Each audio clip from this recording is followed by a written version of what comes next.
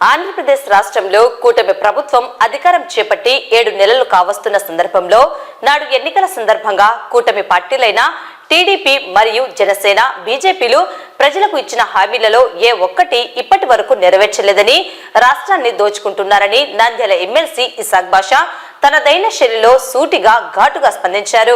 Super 6 పథకాలను అమలు చేస్తామని ప్రజల ముందుకు తెచ్చి ఓట్లను దండుకొని ప్రజలను మోసం చేశారని విమర్శించారు. గత వైఎస్ఆర్సీపీ ప్రభుత్వంలో జగన్మోహన్ రెడ్డి ప్రజలకు చెప్పని వాగ్దానాలను అన్నింటినీ తూచా తప్పకుండా నెరవేర్చారని పేర్కొన్నారు. ప్రజలకు ఇచ్చిన హామీలను ఇప్పటికైనా నెరవేర్చాలని కూటమి ప్రభుత్వాన్ని డిమాండ్ చేశారు. నమస్కారం. ఈరోజు మనం చంద్రబాబు నాయుడు గారి ముఖ్యమంత్రి అయిన తర్వాత కూటమి ప్రభుత్వం ఏర్పాటైన తర్వాత సుమారుగా 7 నెలలు అవుతా ఉంది. ప్రజలకు వాళ్ళు ఏం మేలు చేశారనేది ఒక్కసారిగా మననం చేసుకోవాల్సిన అవసరం అయితే ఎంతైనా ఉంది. వాళ్ళు చెప్పిన హామీల్లో ఏ ఒక్కటి నెరవేర్చకపోగా ఆంధ్ర రాష్ట్రాన్ని దూచుకోవడం తప్ప వేరే ఎటువంటి ప్రజలకు మేలు చేసే పనులు చేయలేదు. మర్చిపోకుండా అయితే చెప్తాను, మహిళలకు ఉచిత బస్సు ఏర్పాటు చేస్తారని చెప్పేసి వాళ్ళ మేనిఫెస్టోలో ప్రజాగల మేనిఫెస్టోలో చెప్పడం జరిగింది. వాళ్ళ సూపర్ 6 హామీలు ఒక్కసారిగా మనం చూసుకోవాలి. యువతకు 20 లక్షల ఉద్యోగాలు ఇవ్వలేకపోతే నెలకు 3,000 నిరుద్యోగ వృత్తి. దాని గురించి మీరు ఏమన్నా ఆలోచన చేస్తున్నారా? 20 ఏమన్నా ఇచ్చారా? ఏ మాత్రం అతిగతి లేదు. స్కూల్కి వెళ్తే ప్రతి విద్యార్థికి 15,000 రూపాయలు ఏం చేశారు? మీరు ఇస్తా ఉన్నారా? ఎలక్షన్ క్యాంపెయిన్ లో మీరు మీకు 15,000, మీకు 15,000, మీకు 15,000 ఊదరగొట్టినట్టు చెప్పారు. ప్రతి రైతుకు పెట్టుబడి సాయం కింద 20,000 రూపాయలు ఇస్తామని చెప్పారు. అది ఇచ్చారా? మహిళలకు 19 సంవత్సరాల నుంచి 59 సంవత్సరాల వరకు 1,500 రూపాయలు ఇస్తామని చెప్పారు. మహాశక్తి పథకం కింద అది ఇవ్వలేదు. ప్రతి ఇంటికి ఏడాదికి 3 సిలిండర్లు ఉచితంగా ఇస్తామని చెప్పారు. దాన్ని కౌన్సిల్ సాక్షిగా మేముండగానే దాన్ని అపహాసాలు చేసే రకంగా దానికి కేటాయింపులైతే అతి తక్కువగా ఇచ్చేసి చేయడం జరుగుతుంది. దాని గురించి నేను చెప్తాను.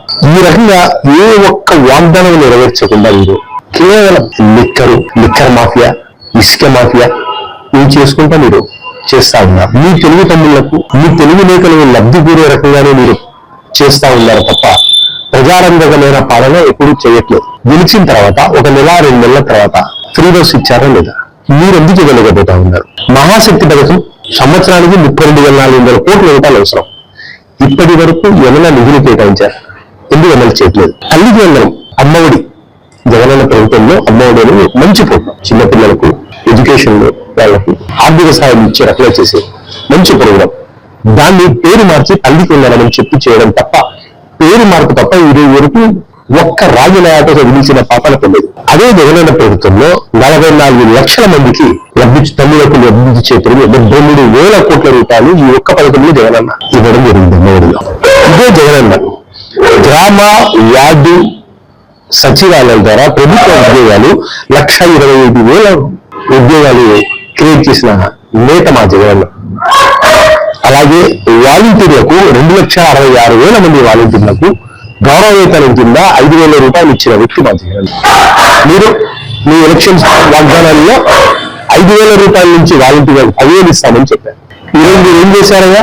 దాని కల్లిబొల్లి ఏదో మాటలు చెప్పేసి మీరు తీసేశారు, వాళ్ళకి లేదు, వాళ్ళు రిజైన్ చేశారు. ఏం మాట్లాడుతా ఉన్నారు? వాలంటీర్ వ్యవస్థ పనిచేసిన తీరు గుర్తుంచుకోదగ్గ తీరు. అటువంటి వ్యవస్థను మీరు నిర్వీర్యం చేసి వాళ్ళ మెటీ కాకుండా 10,000 ఇస్తామని చెప్పేసి దాన్ని న్యూస్ ఎత్తడానికి పాపలు కూడా పోవట్లేదు. ఏపీలో 1,55,00,000 మంది గ్యాస్ సిలిండర్స్ వాళ్ళు ఉన్నారు. అందులో 1,48,00,000 మంది తెల్ల రేషన్ కార్డులు వాళ్ళు ఉన్నారు. మీరు సంవత్సరానికి 3 అంటే మీరు రిలీజ్ చేసింది ఏంటయ్యా? 890 కోట్ల రూపాయలు. అది ఏ మూలన పోతాను అంటే మీరు అందరికీ ఇచ్చే ఉద్దేశమే లేదా? దాంట్లో కూడా కోతలు పెట్టే ఉద్దేశమే లేదా? రిలీజ్ చేసిన అమౌంట్ 890 కోట్లు లబ్ధిదారులు ఇవ్వాల్సిన వ్యక్తులైతే తెల్ల రేషన్ కార్డు వాళ్ళు 1,48,00,000 మంది ఉన్నారు. మీరు ఎలా దాన్ని కాంపెన్సేట్ చేస్తారు? అన్ని తప్పుడు విధానాలు, మోసడి విధానాలు. ఇంకా మీరు ప్రోత్సహిస్తా ఉన్నారు. ఒక్కసారి మీ రాష్ట్రంలో మీ స్టోర్స్ కూడా ఒక్కసారి చెక్ చేయండి. ఎక్కడ బెల్ట్ షాపులు లేవో ప్రతి చోట బెల్ట్ షాపులు, లిక్కర్ మాఫియా, సిండికేట్ ఏ రకంగా ఉంది? ఎంత నిర్వీర్యం చేశారు? ఎంత బాధగా ఉంది ఎడ్యుకేషన్?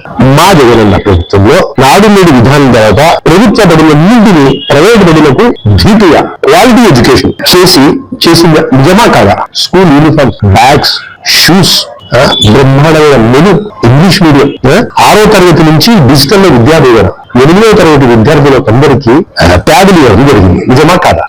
3వ తరగతి నుంచి టోటల్ ఎడ్యుకేషన్. ఈ రకంగా మనము ఎన్నో చేస్తా ఉంటే సిబిఎస్ఈ నుంచి 5 వరకు ప్రయాణం చేస్తా పోయినాం. ఇంత బ్రహ్మాండమైన ఎడ్యుకేషన్ ఇచ్చారు. దాన్ని మీరు ఇప్పుడు నిర్వీర్యం చేస్తారు. వాళ్ళ ప్రైవేట్ స్కూల్స్, వాళ్ళ ప్రైవేట్ కాలేజెస్ డెవలప్ కావడం కోసం ప్రభుత్వ స్కూళ్లను నిర్వీర్యం చేయడం నిజం కాదా? వాళ్ళు నిర్వీర్యం చేస్తే ఇక్కడ ఎలాంటి ఇంగ్లీష్ మీడియం లేదు కాబట్టి, ఇంగ్లీష్ మీడియం అవసరం కాబట్టి తల్లిదండ్రులు తప్పని పరిస్థితుల్లో ప్రైవేట్ విద్యాసంస్థలకు వెళ్తారు. ఆ ప్రైవేట్ విద్యాసంస్థలు ఎవరి ఆధీనంలో ఉన్నాయి? ఈ రకంగా మీరు ప్రభుత్వ పథకాలన్నింటినీ నిర్వీర్యం చేస్తున్నారు. ఇది మీరు ప్రజలకు చేసే మంచి